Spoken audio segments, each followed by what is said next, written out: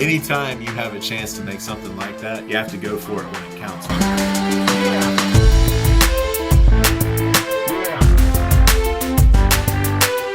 Welcome, everyone, to the Driving Vision podcast brought to you by the Zeigler Auto Group. And here with me, Auto Group Director of Talent Development, Mike Van Ryn. Welcome, Mike. Hey, thanks, Sam. Be sure to subscribe to the podcast, like it if you do, and leave a comment.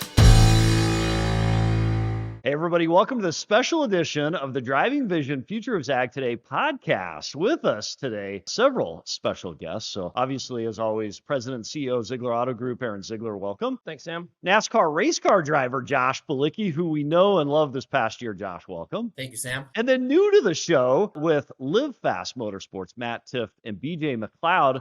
A special announcement today. Aaron, what's going on today? Yeah, so we've got BJ and Matt. They're the co-owners of Live Fast Racing, and BJ is also a NASCAR driver. And for 2023, the Zeigler Auto Group is going to be one of their primary sponsors for next year. And we're going to be doing a lot of races with Josh driving the car, and also BJ is going to be driving the car for a bunch of races too. We're really looking forward to it, and they've got some really exciting things happening with Live Fast next year. It's going to be the fastest car that Josh has ever driven, so we're excited about that. Yeah, we're just glad it all come together when it did, because everything's about timing, and we had some good things happen on our side with, being able to switch manufacturers and have some support on the Chevrolet side and get partnered up with ECR engines, and it's just a good position to be in with where everything landed, and it's a wild couple of months that made it all happen. And as soon as I knew that we were going to be able to upgrade our program for 2023, I went straight to Matt and I was like, we got to call Josh and we got to try to work on this, because I've worked with Josh since 2017 and he drove one of my Xfinity cars, and I think we had like one set of tires and maybe $5,000 or $10,000 to work off of, and he finished 12th at Road America, and my team was only 2 years old at the time, and I just was so impressed with him there. And more than that, just the way he works off the track to take care of his partners and build his networks, and he just supports his people no matter what. And it's like, I've watched this, I've been a part of it, I've seen it, and I have a ton of respect for that. So, I'm just not a good road racer, and I want my car to succeed.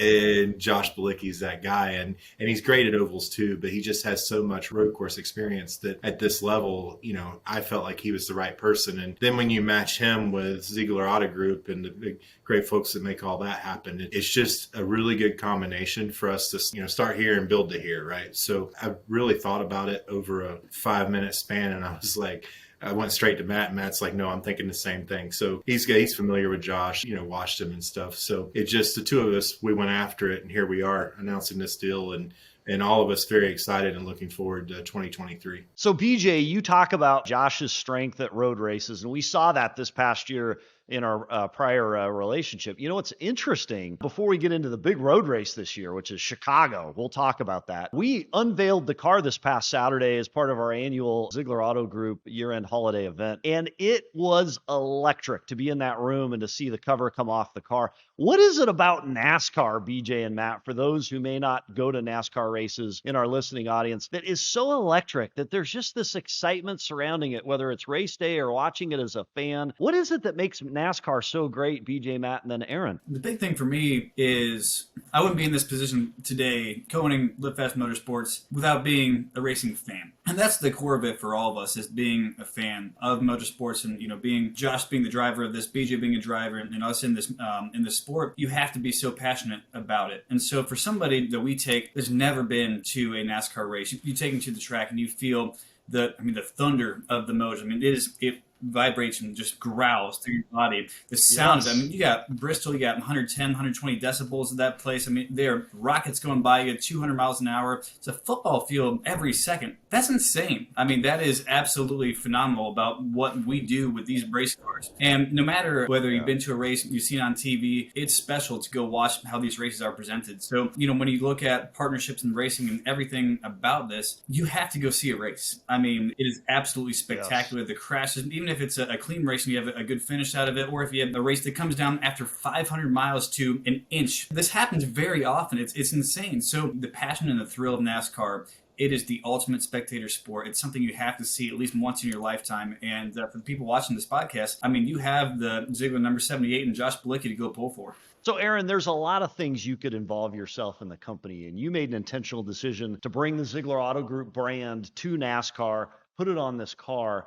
What brought you there? Was the electricity part of that, or what was it? It's really helped us to build a national brand. And Josh has been an awesome ambassador for us. He's a great representation of our brand, and he's what our brand's all about. He's wonderful with our customers and with our employees, and he gets us phenomenal exposure, not only on national TV every Sunday, but also on social media. And like Matt said, if you've never been to a race before, you got to go. It is electric. Like the hair on the back of your neck stands up when you go to a race. And there's just so much energy, and you just feel alive when you're at the races, and there's so much excitement. And, it's amazing. You're talking to Josh 10 seconds before he gets in a car to go 200 miles an hour, and he's so calm. It's dangerous, but it's also safe in the same respects. And these guys are running 200 miles an hour, inches apart from each other. So the amount of skill that it takes to be able to drive the car, these guys are incredible athletes that they've got to stay in phenomenal shape, and they've got to stay focused for a really long time. But we've done all the studies on it, and we've gotten a phenomenal return on investment for what we've done on there to helping us to build the brand, helping us to sell cars and build partnerships. And, one of the exciting things we haven't talked a lot about yet, but the second biggest race outside of Daytona next year is going to be in downtown Chicago. Chicago's obviously a huge market for us, and it's going to be a street race. Not only are we going to be there racing on Sunday, but I think Josh is going to be racing on Saturday as well. We've got a suite already reserved there, so we're going to be able to bring a lot of employees down for that weekend, as we're going to do at Michigan next year, and we'll do Road America again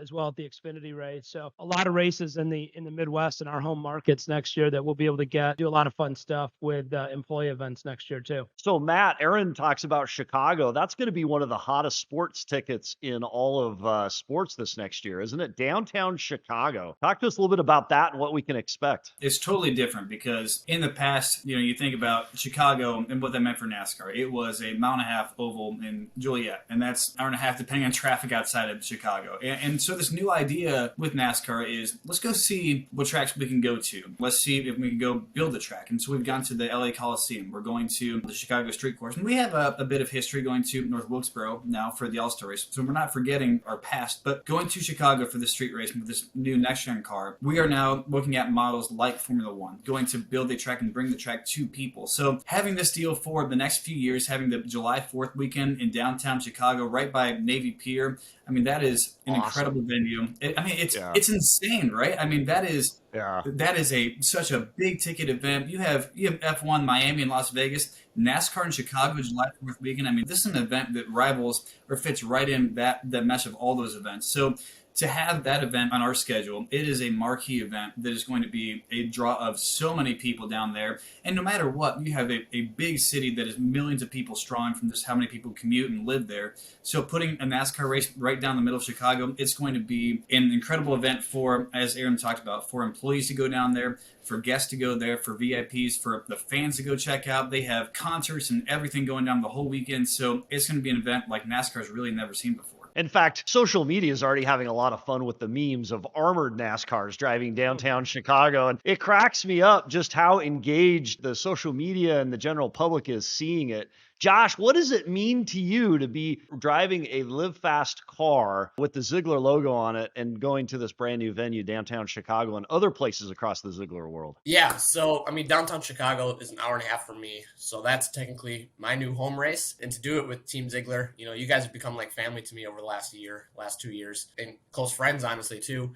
Matt and BJ kind of in the same boat. I consider BJ a good friend, Matt as well. It's just going to be awesome to go there with this whole group and, put in the work and get some good results. So the race itself is going to be so unique. As Matt said, it's the first ever for the NASCAR Cup Series, and it's going to bring a lot of people that have never seen the sport to the sport. And I think that's going to be really, really cool. So I'm so excited. It's going to be such a crazy, fun, exciting event. So, Josh, our mission statement at the Zeigler Auto Group is our family providing your family the ultimate automotive experience. I think part of that electricity and excitement that Aaron talks about with NASCAR is delivering on that promise, both to our team and to our customers. Now, BJ and Matt, you are new members of that family. BJ, tell us, how did you get into NASCAR? You're a driver, and you're like the Gillette commercial. You love driving so much, I'm going to assume you bought the company. But what was your path into NASCAR? It is a wild, long story that I will definitely definitely tell you guys a lot more in detail when we're together and hang out some. But the shorter version for this is I've been driving since before I remember, literally. My parents started me when I was 2.5 years old. Wait, 2.5? 2.5 on a gas-powered four-wheeler that I had to shift. It didn't have a clutch, but I had to shift it 3 times with a foot lever. If you've ever ridden a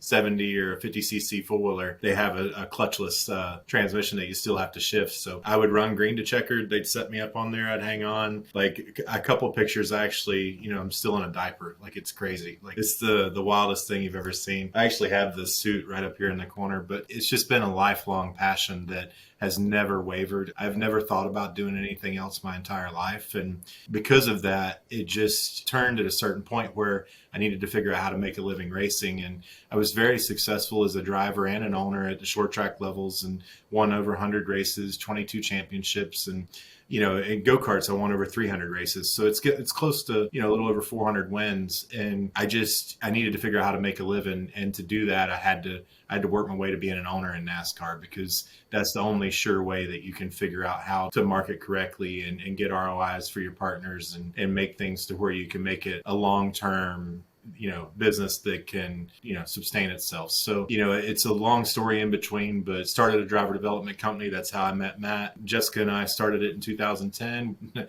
Matt was our first driver. Scott Heckert was our second driver. And, until Matt's illness, he still drove for us every now and then.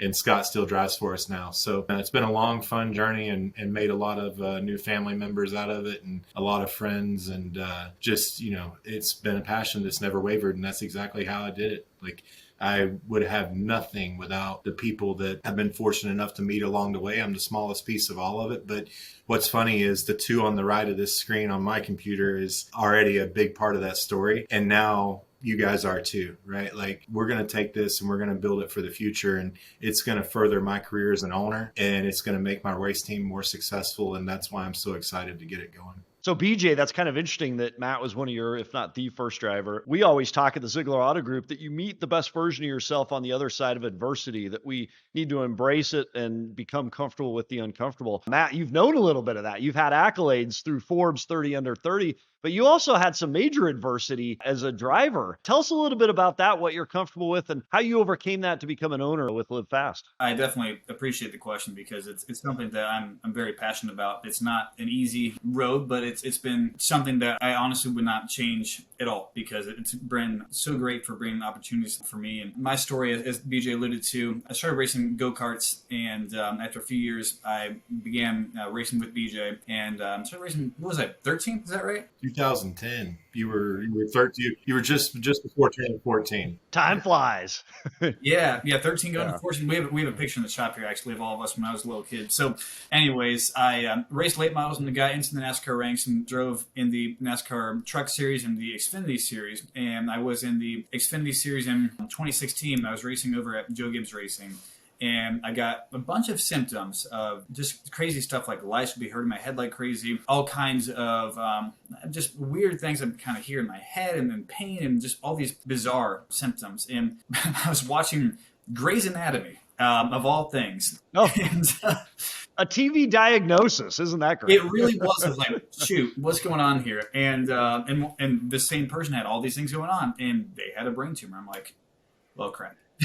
Yeah, and I went to Cancun for a vacation, and I'm in this bar, and I'm thinking, okay, this is a little weird. I feel off, and I got really claustrophobic. I never had anxiety, anything like that before, and this is my first instance of it. And I was like, okay, this is really, really weird. And so, long story short, I had a biopsy, was diagnosed with a brain tumor, had it cut out of my head, and was told I would never race again.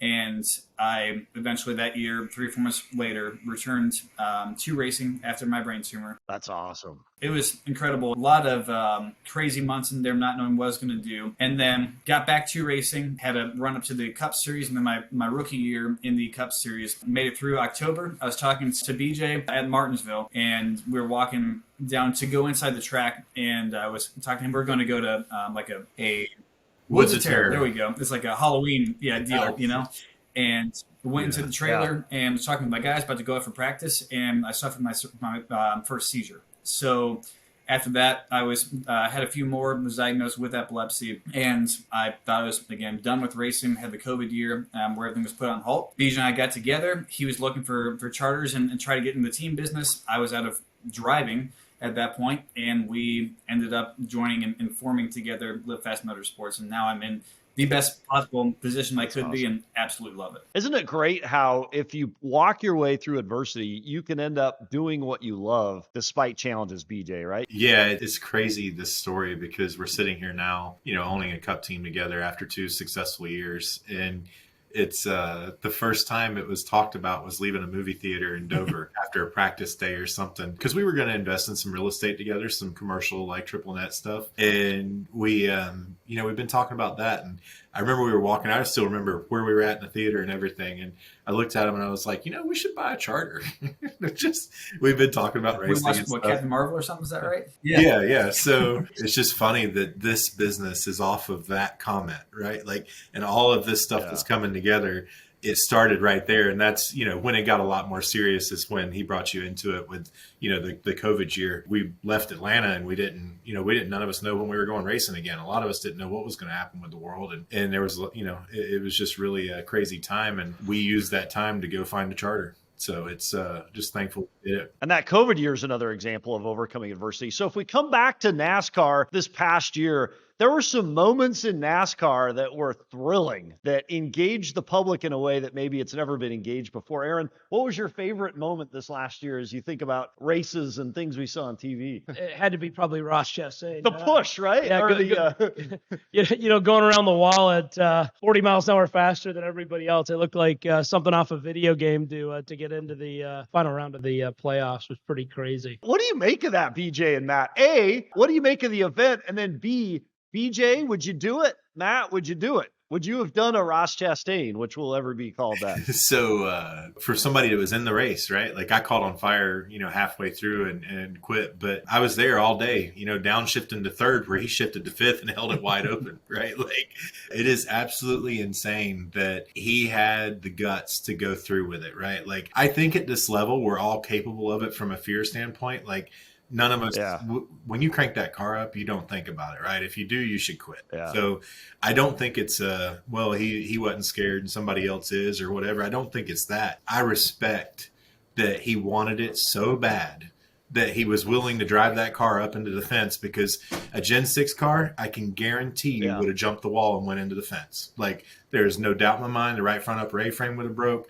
He would have climbed the wall and either rolled over or he'd have went into the fence and started, tumbling in that, right? So for him to trust the next gen car to stay together and the suspension to not fail as it's consistently beating against the fence all the way around, that is what I respect, because he knew he was there. His job was to get that car in the last round of the playoffs. And he did it. And that's something as a driver that I have a ton of respect for. If you look at one of the pictures when he's just before the pit gate, that's another thing. Like all the race car drivers know about Michael Waltrip's crash at Bristol, and I think it was the early 90s, late 80s. And then also Mike Harmon's crash in the early 2000s at Bristol, where the pit gate failed, or the gate coming across the track failed, and the car is actually stuck in the wall and it sheared them apart, and some catastrophic crashes, right? Well, Martinsville has that same kind of gate. He took that risk. And if you look, there's one picture that shows the front of the car over 11 inches off the ground right before the pit gate. And it's a miracle all that held up. It really is. So, I just have a ton of respect for the fact that he wanted to succeed for his team so bad that he took the chance. And then he actually had the skill to get it right against the fence and do it the right way. And he feathered the throttle too. He said he stayed wide open, but watching the telemetry and watching it in slow motion, there's a small point right before the exit of 4 where it looks like there's a throttle blip. And I believe that's what kept the car from keeping the climbing the fence, right? So, I mean, he did drive it. It was an unreal move. It's what we need. Just, some drivers are upset about it. Some are, like happy about it. Like You got no choice, right? You got to respect it. You got to respect it. As an owner, BJ, what do you think of it? As an owner, the risk with your car, are you good with that? Absolutely. Josh, did you hear that? Yeah, absolutely. Anytime you have a chance to make something like that, you have to go for it when it counts, right? Because that story will be talked about in 50 years at least. And it's something that got a lot of new eyes on our sport that had never really paid attention to our sport before. And truly, I don't even recall who won the race. That's the craziness of it, right? Like, it's so, that move, like Aaron said, like that was the highlight of the year from a TV perspective. And you're so right, because I mean, I think Christopher Bell had a walk-off win to go make the playoffs, and we don't even remember that. So it's interesting. Aaron and I were texting as it was happening, and Aaron always talks about you have racing experience. In college, you race jet skis, ranked nationally, right, in the nation. And you have a philosophy about just crushing it right off the line. Share with us that philosophy, because it mirrors that strategy of just going for it there in the end, except you're talking about the beginning. Yeah, it's the same philosophy that BJ has. When you get to the start line, you just got to go for it. You can't have any fear. And in the jet ski world, whoever got to the first buoy first won about 50% of the time. So you just had to put the hammer down and know that you were going to get there first, and you were laser focused on that and not going to worry about what could go wrong. You had to worry about what could go right, and you had to be aggressive and let the other guys back off. Will that happen again, BJ and Matt? Do you think will turn 4 become the slide now? I don't know that it'll be Martinsville exactly, but a lot of people are not paying attention to the fact that Larson did it at Darlington. It just didn't work, right? Like with this next gen car, and it didn't work because it was a Gen 6 car, right? But it's like, I think with the next gen car that there is potential for that to happen more often. It won't happen a lot because there's not a lot of scenarios where it's going to work. But I do believe, I wouldn't be against saying that you'll see it once a year minimum. That's my honest opinion, because the car is so tough. Like the car will take the beating, and it will work for one corner. So I think you can see that happen in the future. Respect to the move. It reflects a mindset of winning. It reflects a split-second decision to do it and go for it. And then to your point, skill and executing on it. Aaron always talks about, it's one thing to call your shot and you don't get it. That's ego and bluffing. Calling your shot and getting it, that's integrity. You have a better way of saying it. How do you say that, Aaron? You call your shot and you don't get it, that's arrogance. But if you call your shot and you get it, that's confidence. That's exactly right. So Matt and BJ, any closing comments to our listening audience? We're thrilled to have you part of the Zeigler Auto Group family. We're excited to be able to deliver on this experience to not only our employees, but our customers and our fan base all across the country as people see the electricity associated with NASCAR. BJ. To everybody at the Zeigler Auto Group that I haven't met yet, and to you guys that I know, and Aaron, just the conversations we've had, just so thankful to have the opportunity. And Josh being a part of this is very special to me because, like I said, I've watched him work to get where he's at, and I relate to that because we've both done it a somewhat hard way, just like everybody else in this sport. And I know the potential that we have together, and I'm ready to get to work. I got interviewed in the fan zone at Phoenix on Sunday, the last race, and they said, so what are you going to do next week for your first week off? And I said, I'm going to work harder than I did this week. That's where I'm at right now, because where everything's at with the timing, we have an awesome opportunity to take advantage of some new equipment and some fresh faces and, the ECR group and different things to really catapult our average running speed and really make our team get it to another level. It's just that simple. So, it wouldn't happen without everyone at Zeigler Auto Group, and that's every single person that helps make that what it is. I just want to say thank you and let you guys know that we're very appreciative of what you guys do every day, and that we're here to help build your brand, and we're looking forward to going racing and having some fun along the way. So Aaron, once again, thank you for the opportunity. Very nice to meet you guys, and just looking forward to it. You're welcome. Look forward to partnering with you guys. So Aaron, the biggest thing from here is you've made this winning culture at Zeigler. You have built this incredible business. And talking to Sam yesterday, talking to Josh, talking to Matt, everybody in your team, the culture is winning. And what does winning mean? It's constantly trying to get better.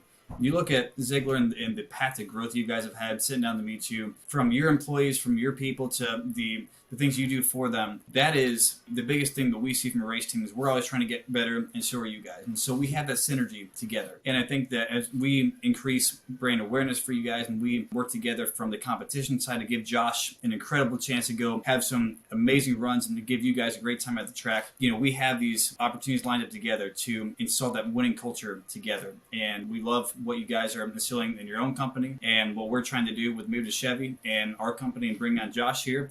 Sam, Aaron, we're so happy to be working with you guys. We're going to have a lot of fun in 2023. We're excited for it. We're looking forward to it. Josh, excited to have the partnership. Aaron Zeigler, any closing parting comments? Now looking forward to a great 2023. Thanks, guys. Thanks, everybody. A special thanks to BJ and Matt with Live Fast Motorsports, NASCAR race car driver Josh Bilicki, and our own Aaron Zeigler for contributing to this week's episode. Until next week, how are you driving vision today?